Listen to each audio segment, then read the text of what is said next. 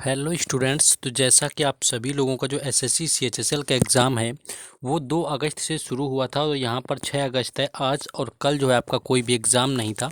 तो ऐसे ही कुछ इंपॉर्टेंट क्वेश्चंस करवाने वाले हैं जो कि आपका जो यानी कि कल 7 अगस्त में एग्ज़ाम होगा एसएससी सीएचएसएल का, उनसे कुछ एक्सपेक्टेड क्वेश्चन यहाँ पर रिलेटेड करवाने वाले हैं। तो चलिए शुरू करते हैं बिना टाइम वेस्ट किए।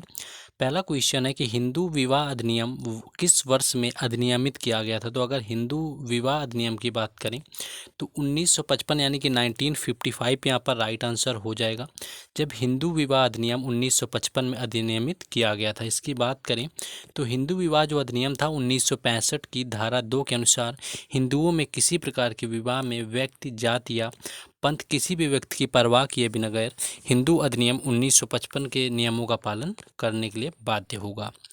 नेक्स्ट क्वेश्चन है कि राष्ट्रीय डोप परीक्षण प्रयोगशाला यानी कि जो एनडीटीएल है का मुख्यालय कहाँ पर स्थित है। अगर एनडीटीएल की बात करें जो राष्ट्रीय डोप परीक्षण प्रयोगशाला है तो दिल्ली इसका राइट आंसर हो जाएगा, जहाँ पर इसका मुख्यालय है। और ये विश्व डोपिंग रोधी एजेंसी वाडा और अंतर्राष्ट्रीय ओलंपिक समिति आईओसी से स्थायी मान्यता प्राप्त करने के उद्देश्य से एक डोप परीक्षण प्रयोगशाला है। बाकी बात करें कि ये किस मंत्रालय के अंतर्गत आता है तो युवा मामले और जो खेल मंत्रालय होते हैं इनके अंतर्गत आता है एनडीटीएल। नेक्स्ट क्वेश्चन आगे देखेंगे। नेक्स्ट है ऊष्मागतिकी का शून्य के नियम की खोज किसने की थी। अगर शून्य के नियम की बात करें ऊष्मागतिकी का जीरोथ लॉ जिसको बोलते हैं, तो रॉल्फ एल फाउचर जो है यहाँ पर राइट आंसर हो जाएगा, जिसने ऊष्मागतिकी के शून्य नियम की खोज की थी। और ऊष्मागतिकी का जो शून्य नियम था ऊष्मागतिकी के 4 नियमों में से एक होता है और इसे कानून का श्रेय बनाने का जो जाता है किसके द्वारा खोजा गया, तो रॉल्फ एस फाउलर इसका राइट आंसर हो जाएगा। नेक्स्ट क्वेश्चन है कि संपत्ति के अधिकार को किस मौलिक अधिकार से किस संशोधन के द्वारा हटाया गया था। तो 44वां जो संविधान संशोधन था इसका राइट आंसर हो जाएगा, यानी 44वें संविधान संशोधन में संपत्ति के अधिकार को मौलिक अधिकार से हटा दिया जाता है, जो कि 1978 में किया गया था। पहले ये आपका वर्तमान में क्या है कि कानूनी अधिकार के अंतर्गत आता है जो संपत्ति का अधिकार होता है। 44वां जो संविधान संशोधन था 1978 का, इसके द्वारा इसको हटाया गया था। नेक्स्ट इसके बारे में बताएं तो जो संपत्ति का अधिकार है इसका जो नया अब आर्टिकल बनाया गया है वो अनुच्छेद 300A में रखा गया है, पहले अनुच्छेद 21 में रह रहा था। नेक्स्ट है कि फांसी की सज़ा को कौन बदल सकता है या किसके पास जो माफ़ करने का अधिकार होता है वो किसके पास होता है, तो राष्ट्रपति इसका राइट आंसर हो जाएगा, जिसमें कि राष्ट्रपति जो होता है अपने क्षमादान की प्रक्रिया से किसी के फांसी की सज़ा को माफ़ भी कर सकता है। यानी इसके पास जो होता है मृत्यु दंड को माफ़ करने की शक्ति होती है और भारतीय संविधान का जो अनुच्छेद 72 है उसे ऐसी शक्तियाँ प्रदान करता है जिसे कि राष्ट्रपति भी क्षमा कर सकते हैं। नेक्स्ट आगे देखेंगे क्वेश्चन जो कि और भी हो सकते हैं आप लोगों के लिए एक्सपेक्टेड, कि किस वर्ष हिमाचल प्रदेश का जुरिस्डिक्शन दिल्ली हाई कोर्ट से अलग कर दिया गया था। पहले क्या था कि दिल्ली हाई कोर्ट में ही हिमाचल प्रदेश का भी जो हाई कोर्ट के सारे काम होते थे वो दिल्ली हाई कोर्ट लगता था, न्याय क्षेत्र वही आता था। लेकिन 1971 में जो था 71 यानी कि 1971 के टाइम पर यहाँ पर हिमाचल प्रदेश का जो न्याय क्षेत्र था वो अपना अलग कर दिया गया था दिल्ली हाई कोर्ट से। 13 दिसंबर 1970 को हिमाचल प्रदेश राज्य अधिनियम संसद द्वारा पारित किया गया और 25 जनवरी 1971 को नया राज्य अस्तित्व में आया और अपना स्वयं का उच्च न्यायालय स्थापित किया हुआ था, जिसका जो मुख्यालय था वो शिमला में किया गया था, जो कि माननीय मुख्य न्यायाधीश थे और 2 माननीय यहाँ पर न्यायाधीश रहे हुए थे। नेक्स्ट क्वेश्चन है कि स्वच्छ भारत का सपना किस व्यक्ति ने देखा हुआ था। स्वच्छ भारत जैसा मिशन चल रहा है तो महात्मा गांधी इसका राइट आंसर हो जाएगा, जिनके द्वारा स्वच्छ भारत का सपना देखा गया। यानी कि महात्मा गांधी ने अपने आसपास के लोगों को जागरूकता, स्वच्छता बनाए रखने से संबंधित शिक्षा प्रदान कर राष्ट्र को एक उत्कृष्ट संदेश दिया था। उन्होंने क्या था कि स्वच्छ भारत का सपना देखा हुआ था और जिसी के तहत यहाँ पर स्वच्छ भारत मिशन की शुरुआत 2 अक्टूबर 2014 को की गई थी। नेक्स्ट क्वेश्चन है यहाँ पर कि कौन सी समिति एनबीएफसी की सिफारिश पर थी। तो मालेगांव समिति यहाँ पर राइट आंसर हो जाएगा, जिसकी सिफारिश पर एमडीएसपी यहाँ पर एनबीएफसी की गई थी। एनबीएफसी की बात करें तो यह विनियमन stock broking merchant banking NBFC को सेबी के द्वारा विनियमित किया जाता है और आरबीआई उन जो आपका एनबीएफसी का नियामक है जो कि ऋण देने और जमा जो स्वीकार करने के लिए दिलचस्पी यहाँ पर होती है, काम करती है। नेक्स्ट क्वेश्चन है कि खंबात की जो खाड़ी है कच्छ की खाड़ी और सुंदरबन के लिए आदर्श स्थिति प्रदान करती है। तो ज्वारीय ऊर्जा इसका राइट आंसर हो जाएगा, यानी भारत में ज्वारीय ऊर्जा के क्षमतावान क्षेत्रों में मुख्य रूप से पश्चिमी तट पर गुजरात में कच्छ एवं खंबात की खाड़ी तथा पूर्वी तट पर पश्चिमी बंगाल में सुंदरबन की पहचान यहाँ पर की गई है। नेक्स्ट क्वेश्चन आगे है, किस बैंक ने भारत को कोविड-19 को प्रभाव को रोकने के लिए $500 मिलियन को ऋण दिया हुआ था, यानी किस बैंक थी जिसने कोविड बैंक को दिया हुआ था? तो एशियाई विकास बैंक यानी कि एडीबी इसका राइट आंसर था, जिसके द्वारा एशियाई विकास बैंक ने भारत सरकार को देश की स्कूली गुणवत्ता का सुधार करने के लिए छात्रों को शिक्षा पर कोरोना वायरस यानी कि जब कोविड-19 आया हुआ था तब यहाँ पर $500 मिलियन का ऋण की मंजूरी दी हुई थी। नेक्स्ट है कि प्रधानमंत्री नरेंद्र मोदी ने योग दिवस की शुरुआत किस वर्ष की हुई थी? तो 2015 इसका राइट आंसर हो जाएगा, जब पहला योग दिवस 21 जून 2015 को मनाया जाता है और पूरे विश्व में पहली बार मनाया गया। लेकिन नरेंद्र मोदी ने इसकी जो अपील है वो 27 दिसंबर 2014 को संयुक्त राष्ट्र महासभा में अंतर्राष्ट्रीय योग दिवस के रूप में प्रस्ताव को मंजूर करते हुए दिया हुआ था। नेक्स्ट है कि भारतीय संविधान का अनुच्छेद 44 किससे संबंधित है? तो अनुच्छेद 44 की बात करें तो सभी नागरिकों के लिए जो समान नागरिक संहिता लागू होती है, यानी कि यहाँ पर जो सिविल कोड है वो जो लागू होने की बात की गई वो आर्टिकल 44 यानी कि अनुच्छेद 44 के तहत उसको लागू किया जाएगा। तो ये क्वेश्चन कई बार पूछा जाता है।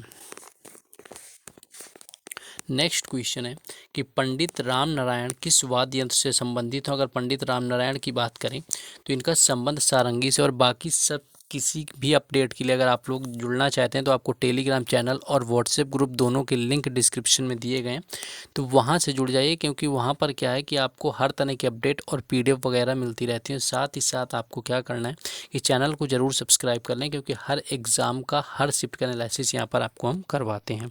चलिए क्वेश्चन देखेंगे। देखिए, पंडित राम नारायण मिश्र पूछा गया था, तो सारंगी इसका राइट आंसर था, यानी पंडित राम नारायण एक भारतीय संगीतकार और एक संगीत वाद्य यंत्र सारंगी को एकल वाद्य यंत्र के रूप में लोकप्रिय बनाने का श्रेय दिया जाता है। वह एक हिंदुस्तानी शास्त्रीय संगीतकार रहे हुए हैं जिनका संबंध सारंगी से है। नेक्स्ट क्वेश्चन है कि पुणे में फर्ग्यूसन कॉलेज की स्थापना किसने की हुई थी? तो अगर फर्ग्यूसन कॉलेज की बात करें पुणे की, तो बाल गंगाधर तिलक इसका राइट आंसर हो जाएगा, जिनके द्वारा जो है फर्ग्यूसन कॉलेज की स्थापना की गई थी, जो कि 1885 में की गई थी। अगर पूछे किस वर्ष की गई थी तो 1885 में इसकी स्थापना की गई। और जो मुंबई के गवर्नर सर जेम्स फर्ग्यूसन के द्वारा दिए गए 1200 रुपये के चंदे से की गई थी, इसीलिए इसका नाम जो है फर्ग्यूसन कॉलेज रखा गया। बाकी अगर बात करें तो लोकमान्य बाल गंगाधर तिलक इस कॉलेज के संस्थापक सदस्यों में से एक रहे हुए थे, तो इनका भी नाम होता है। नेक्स्ट है कि भारत के पहले गणतंत्र दिवस के मुख्य अतिथि कौन से देश से आए हुए थे? यानी मुख्य अतिथि के रूप में जो पहला गणतंत्र दिवस हुआ था भारत का, उसमें कौन आया हुआ था? कई बार एसएससी में क्वेश्चन पूछा गया।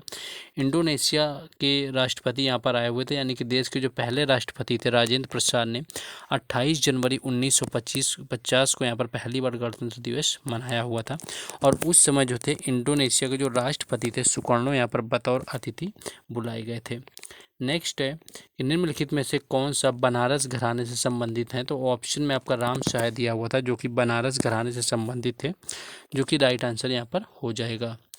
नेक्स्ट क्वेश्चन था कि प्रधानमंत्री गति शक्ति योजना के कितने इंजन हैं यहाँ पर? तो 7 इंजन राइट आंसर हो जाएगा, यानी प्रधानमंत्री गति शक्ति मिशन 100 लाख करोड़ रुपए की योजना है, जिसके जरिए बुनियादी ढांचा क्षेत्र को मजबूत किए जाने का प्लान यहाँ पर रखा गया। तो ये क्वेश्चन यहाँ पर देखो पूछा गया था। नेक्स्ट क्वेश्चन है, नेक्स्ट आपका एक ये पूछा गया था कि नाला चरिथम शब्द किस शास्त्रीय नृत्य से संबंधित है? तो अगर नाला चरिथम की बात करें तो कथकली इसका राइट आंसर हो जाएगा, जिससे इसका संबंध है। और यहाँ पर कथकली की बात करें तो केरल का शास्त्रीय नृत्य है और भारत के कुल 8 शास्त्रीय नृत्य होते हैं।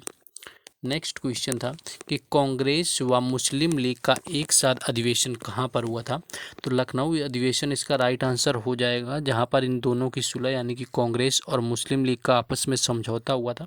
1916 का अधिवेशन था, जिसकी अगर बात करें तो इसके जो अध्यक्षता भी थी वो अंबिका चरण मजूमदार के द्वारा 1916 में लखनऊ में की गई थी। इसमें क्या था कि गरम दल और नरम दल जिसमें आपसी मतभेद हो गए थे, कांग्रेस का दो भागों में विभाजन हो गया था, उन्हें फिर से एक साथ लाया गया था। इन्हें अलग होने की बात करें तो 1907 के सूरत अधिवेशन में इन्हें अलग किया गया था। मतलब अलग हो ही गए थे, किया किसने था, तो ये आपस में ही अलग यहाँ पर हो गए थे। नेक्स्ट एक क्वेश्चन पूछा गया था कि सेवरॉय हिल्स कहाँ पर हैं। तो अगर सेवरॉय हिल्स की बात करें तो तमिलनाडु इसका राइट आंसर हो जाएगा, जहाँ पर सेवरॉय हिल्स की पहाड़ियाँ स्थित हैं। बाकी बात करें, क्वेश्चन है कि हेराल्ड डोमर मॉडल जो है वो आपका आधारित कौन सी पंचवर्षीय योजना थी। तो अगर हेराल्ड डोमर की बात करें तो पहली पंचवर्षीय योजना यहाँ पर राइट आंसर हो जाएगी, जो कि हेराल्ड डोमर मॉडल पर आधारित थी और जिसमें इसका कार्यकाल था वो 1951 से लेकर के 1956 तक चला हुआ था। बाकी दूसरी की बात करें तो वो महालनोबिस मॉडल पर आधारित थी, तो उसका भी क्वेश्चन पूछा जाता है।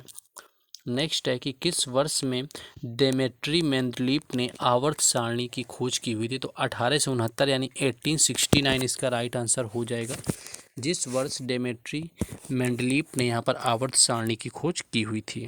नेक्स्ट आगे क्वेश्चन है, नेक्स्ट है कि चित्तरंजन दास के साथ स्वराज पार्टी की स्थापना किसने की हुई थी। तो अगर चित्तरंजन दास के साथ की बात करें, कई बार का रिपीटेड क्वेश्चन है ये सारे, तो मोतीलाल नेहरू इसका राइट आंसर हो जाएगा, जिन्होंने 1 जनवरी 1923 को चित्तरंजन दास और मोतीलाल नेहरू के द्वारा कांग्रेस के भीतर स्वराज पार्टी का कांग्रेस खिलाफत स्वराज पार्टी का गठन किया गया था, जिसमें कि दिसंबर 1922 में कांग्रेस के गया सत्र के बाद स्वराज पार्टी का गठन किया गया था, जिसकी जो बात है अध्यक्षता किसने की हुई थी। तो वो CR दास यानी चित्तरंजन दास ने की हुई थी। ये पहले अध्यक्ष थे और मोतीलाल नेहरू जो थे वो पार्टी के सचिव बने हुए थे। अरुणा आसफ अली लोकप्रिय रूप से भारतीय स्वतंत्रता आंदोलन की ग्रैंड ओल्ड लेडी के रूप में जानी जाती है। तो ये आसिफ जो अरुणा आसफ है ये भी पूछा जाता है, तो ये भी यहाँ पर याद रख लेना है। नेक्स्ट क्वेश्चन है कि सोनल मानसिंह कौन से शास्त्रीय नृत्य से संबंधित है। अगर सोनल मानसिंह की बात कर ली जाए यहाँ पर तो ओडिसी इसका राइट आंसर हो जाएगा। ओडिसी के साथ साथ इनका जो संबंध है वो भरतनाट्यम से भी है, यानी जो इनका शास्त्रीय नर्तक गुरु भरतनाट्यम और ओडिसी नृत्य शैली से इनका संबंध रहा हुआ है। और राज्यसभा सदस्य के रूप में जो है राष्ट्रपति के द्वारा इन्हें मनोनीत भी किया गया था। 1992 यानी कि 1992 में इन्हें पद्म भूषण और 2003 में पद्म भूषण पाने वाली सबसे कम उम्र की प्राप्तकर्ता बनी हुई थी सोनल मानसिंह। नेक्स्ट है कि राजगीर वन्य जीव अभयारण्य कहाँ पर स्थित है। तो राजगीर अगर वन्य जीव अभयारण्य की बात करें तो बिहार इसका राइट आंसर हो जाएगा। नेक्स्ट है कि एथेनोइक अम्ल को किस नाम से जाना जाता है। तो एसिटिक अम्ल इसका राइट आंसर हो जाएगा, जिसके नाम से एथेनोइक अम्ल को जाना जाता है। तो एथेनोइक अम्ल जो होता है वो मामूली रूप से सिरके के नाम से आपका किचन में जाना जाता है। नेक्स्ट क्वेश्चन है कि जो व्यापगत का सिद्धांत है वो किस वायसराय से संबंधित है। तो व्यापगत की बात करें तो लॉर्ड डलहौजी इसका राइट आंसर हो जाएगा, जिनसे कि व्यापगत का सिद्धांत संबंधित है। और व्यापगत का जो सिद्धांत है अधिग्रहण की नीति, जिसका लॉर्ड डलहौजी के द्वारा जिसका पालन किया गया था। अगर इनके टाइम पीरियड की बात करें तो 1848 से लेकर के 1856 तक भारत के गवर्नर जनरल रहे हुए थे लॉर्ड डलहौजी। और व्यापगत सिद्धांत के अंतर्गत जो आने वाले प्रांत थे, तो कभी ये पूछा जाता है कि सबसे पहले किसको हड़पा गया था। तो वो सतारा था, जो कि सबसे पहला यहाँ पर व्यापगत नीति के तहत यहाँ पर आपका हड़पा जाने वाला पहला राज्य बना हुआ था। नेक्स्ट क्वेश्चन है कि कुव्वत उल इस्लाम मस्जिद कहाँ पर है। तो अगर कुव्वत उल इस्लाम मस्जिद की बात करी जाए तो दिल्ली इसका राइट आंसर हो जाएगा। कुव्वत उल इस्लाम मस्जिद दिल्ली की सबसे प्राचीन मस्जिदों में से एक है। ये मस्जिद कुतुब मीनार के पास में स्थित है। इसके निर्माण की बात करें तो कुतुबुद्दीन ऐबक के द्वारा 1199 में इसका निर्माण करवाया गया था। नेक्स्ट क्वेश्चन है कि 18 से 50 वर्ग आयु वर्ग के दुर्घटना प्रयोजन के लिए कौन सा बीमा लॉन्च किया गया था। तो प्रधानमंत्री जीवन ज्योति बीमा इसका राइट आंसर हो जाएगा, जिनके द्वारा बीमा लॉन्च किया गया था। और प्रधानमंत्री जो जीवन ज्योति बीमा योजना है मृत्यु के मामले में लाभ देने के लिए तैयार होती है, जो कि 18 से 50 वर्ष इसकी आयु होती है। और इसका जो नाम है प्रधानमंत्री जीवन ज्योति योजना नाम है।